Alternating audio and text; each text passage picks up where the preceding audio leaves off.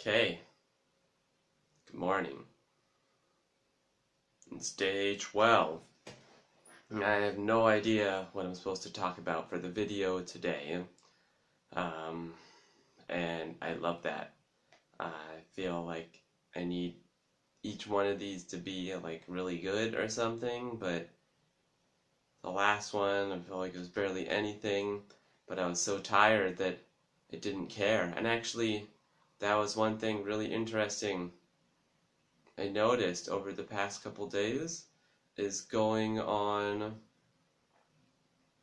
with very few hours of sleep.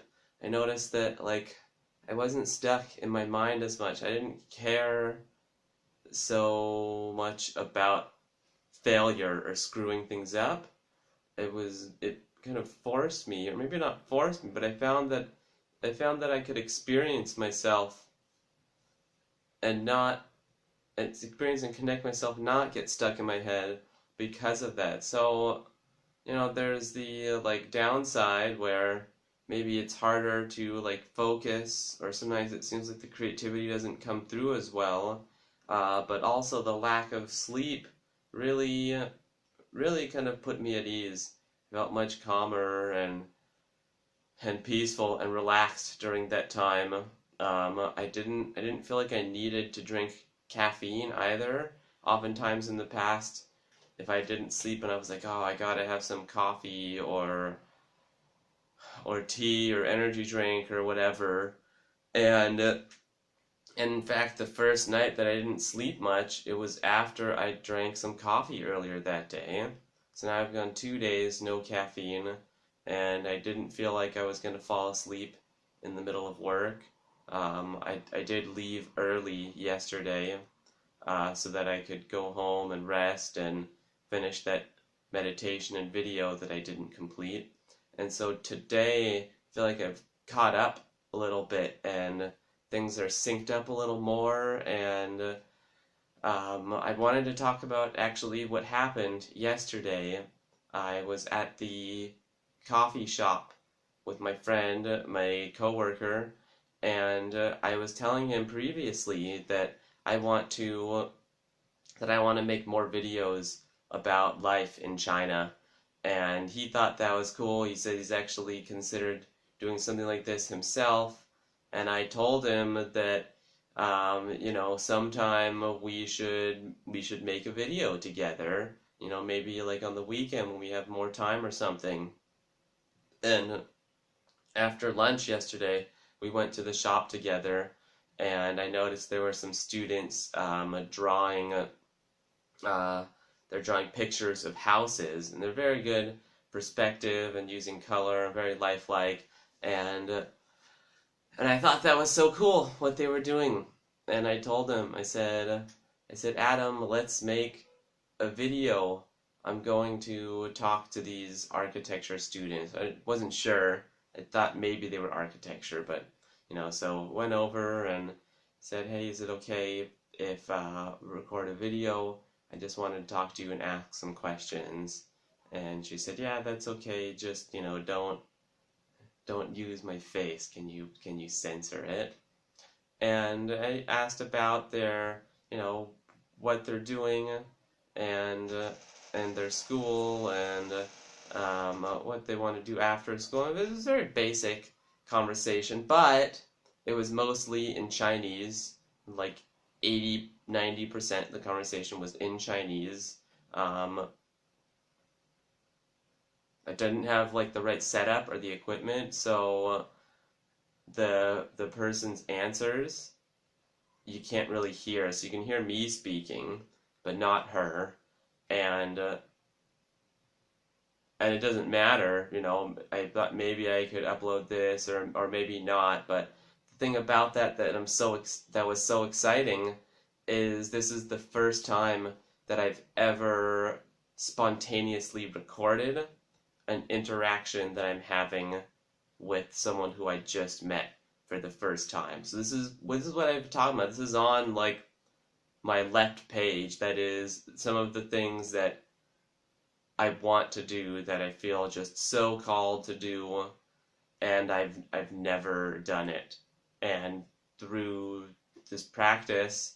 I'm almost 2 weeks through these videos. I've actually been meditating for over 2 weeks every day now, and now I discovered doing something that I've wanted to do for maybe for several years actually, and just never did it. I was too afraid maybe of messing it up, or they wouldn't want to do it, rejection, or who knows exactly what the main fears were that stopped me, but they were there and they said, no, you can't do this, you're not good enough. And well, as I've connected with myself more, understanding or feeling that I'm whole and complete, and that I am enough at this moment. And so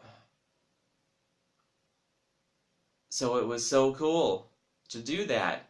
But it's at the same time like, it's kind of like, yeah, whatever, because that idea and that experience was cool, but that's past already. Right now, this moment here is way more exciting than that was yesterday, because right now I'm with me. So anything in my past can never compare to how wonderful it is to be here right now. And this is what I want to talk about. I think this is really important. The way that we attach ourselves to our memories and past experiences, and then these become kind of like the bar that, well, not the bar, but these experiences then shape the rest of our life, because we believe that our life is supposed to be this way because this happened before. My parents said I was a bad person, so now I believe that I'm a bad person. Or the first girlfriend that I ever had was the relationship didn't work out and there was all these problems, so that means the next one is going to have problems. So this is it, right? We have these experiences in the past, and then we hold on to those experiences, we remember them, and we think about these experiences like they're so real, and almost can place more importance or more relevance, that our past is more real than right now, than this moment. And so because we're thinking about the past, we don't get to experience this moment, because we're comparing it to, oh, what if it's going to be like that again? Or I've done this before, I already know what's going to happen next. Or then, you can go on the other side. Let's go to the future. And instead of experiencing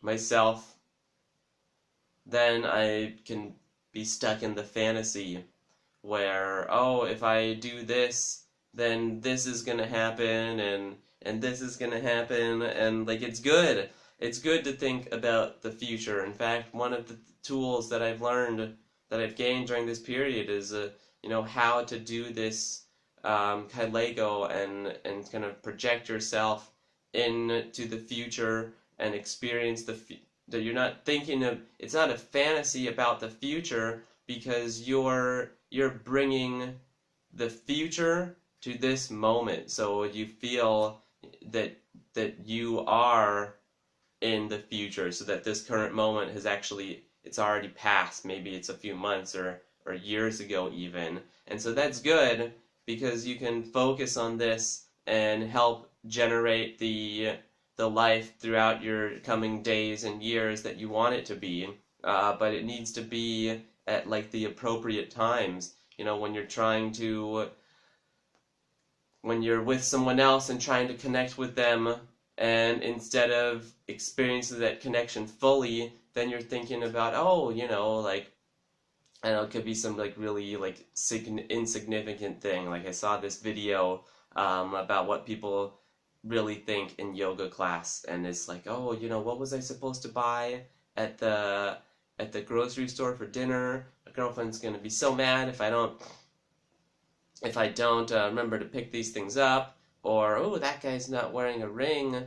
Maybe we could get married and have this and then, and okay, like, What about the yoga class and connecting to yourself, right? You've already lost that experience. You've already lost that chance to connect with yourself because you're already saying that, connecting with these other people in the future is more important than just connecting with myself and with them at that time, if there is some kind of shared connection. So, yeah, we experience ourselves as this moment, the only one we ever get right now.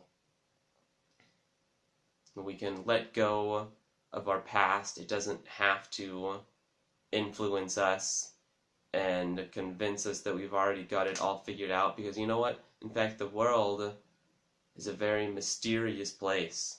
And so we don't need to know everything. In fact, you never will.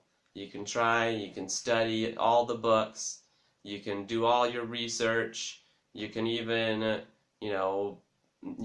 meditate for 1,000 years in a cave, and you're still not going to know everything because your experience is this limited one as a human, and it's an amazing experience, and we can break away those limitations and experience more and more what it really means just to be. But there's always something beyond that, always something more that you want to that you feel like you need to know. So this way we have science, this way we have religion, this is why we have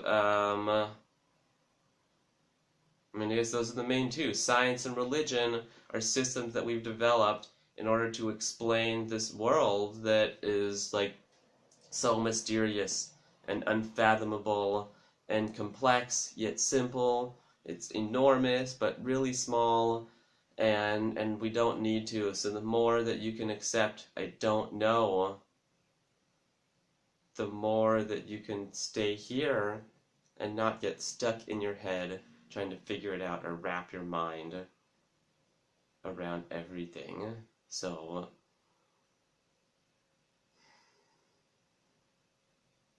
that's it for this one.